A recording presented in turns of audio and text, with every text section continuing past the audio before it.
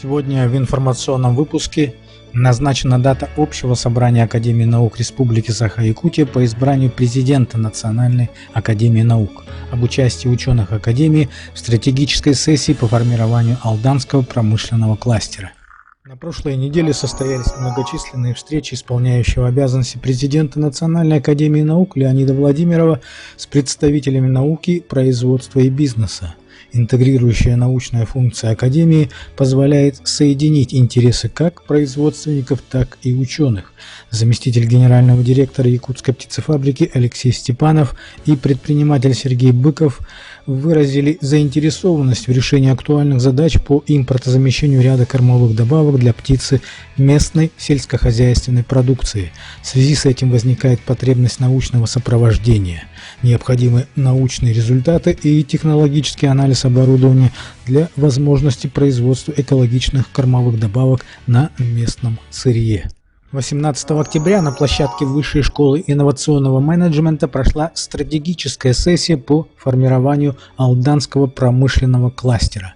В формате открытого диалога стратегическая сессия определила основные проблемы и пути решения формирования Алданского промышленного кластера.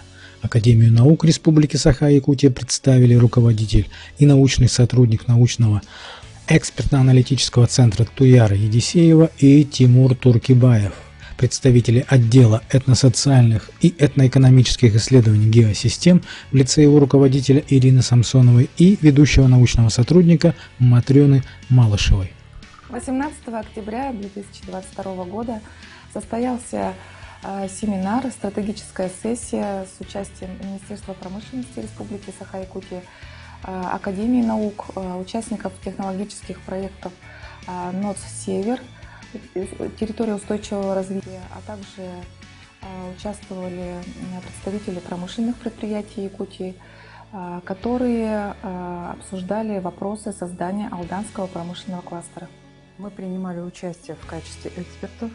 Во время проведения стратегической сессии экспертным сообществом, которое было представлено промышленными компаниями, научными учреждениями, посредством мозгового штурма были определены проблемы, вопросы и предложены идеи по формированию промышленного кластера Алданского района. Будет сформирована программа развития промышленного кластера Алданского района, который найдет свое отражение и будет коррелироваться со всеми стратегическими документами как Республики Саха-Якутия и Алданского района.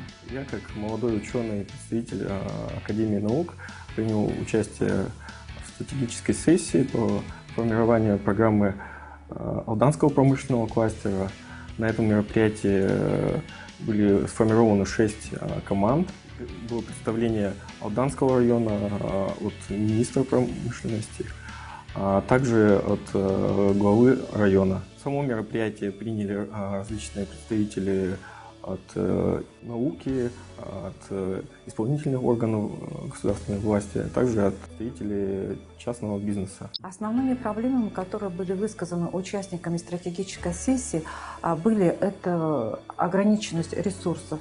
Ограниченность ресурсов не только денежных, то есть которые должны направлены на инвестиции, а также это материальные ресурсы, так и ограниченность ресурсов, особенно об этом остро стоял вопрос, касаемый электроэнергии.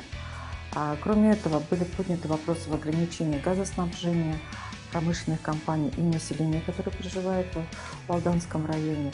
Значит, это транспортная доступность к участкам добычи минеральных ресурсов, несмотря на то, что Алданский район представлен как некий транспортный хаб, так, на территории которого проходит железная дорога, проходит федеральная трасса, ну и есть сейчас муниципальный дорог, который позволяет, в общем-то, достаточно успешно работать рядом промышленных компаний. Интересно в том плане, что молодым ученым дают возможность дать свое видение на развитие региона. Выявляли вопросы касательно промышленного кластера Алданского района, а также выработан проект программы по реализации данного проекта. На прошедшем в четверг в Президиуме Академии наук Республики были подведены итоги 5 объединенных ученых совета и назначена дата проведения общего собрания по выборам президента Национальной Академии наук. Дата назначена на 22 ноября. Пост президента. Так, на сегодняшний день выдвинута кандидатура Владимира Леонида Николаевича всеми объединенными учеными советами. На других альтернативных кандидатур на сегодня не выдвинуты.